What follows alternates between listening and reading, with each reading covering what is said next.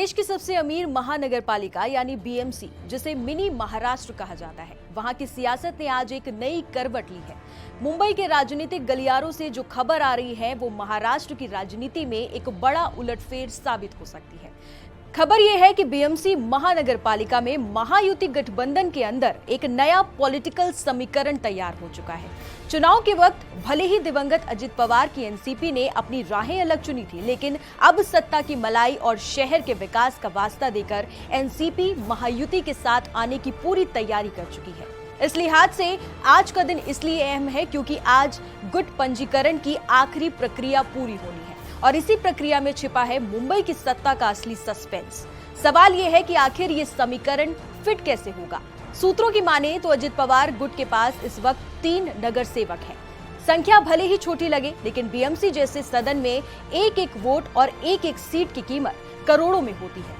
चर्चा यह है कि अजित पवार गुट के ये तीनों पार्षद उप मुख्यमंत्री एकनाथ शिंदे की शिवसेना के साथ मिलकर एक साझा गुट यानी ज्वाइंट ग्रुप रजिस्टर कराने वाले हैं। इस कदम के मायने समझिए। इसका मतलब यह है कि सदन के भीतर शिंदे सेना और अजित पवार की एनसीपी एक ही इकाई की तरह काम करेंगे। ये महायुति के भीतर एक नए पावर सेंटर का संकेत है। राजनीतिक पंडित कह रहे हैं कि ये सिर्फ गठबंधन नहीं बल्कि उद्धव ठाकरे और शरद पवार के बचे कुचे प्रभाव को भी मुंबई से पूरी तरह खत्म करने की एक सोची समझी रणनीति है। अब आप सोच रहे होंगे कि इस पूरे खेल में भारतीय जनता पार्टी कहां है? क्या बीजेपी भी इस साझा गुट का हिस्सा बनेगी? तो जवाब है नहीं। सूत्रों के मुताबिक बीजेपी ने अपनी रणनीति बिल्कुल अलग रख दी है। खबर है कि भारतीय जनता पार्टी बीएमसी में अपना स्वतंत्र यानी इंडिपेंडेंट ग्रुप बनाने पर विचार कर रही है।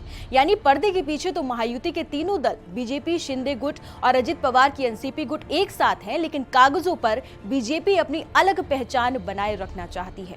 ये एक स्मार्ट गेम प्लान है ताकि सत्ता संचालन में तालमेल भी बना रहे और चुनावी मैदान में पार्टी का अपना वजूद भी कम ना हो। ये कोऑर्डिनेशन और इंडिपेंडेंस का एक ऐसा कॉकटेल है जो विरोधियों के लिए सिरदर्द बनने वाला है।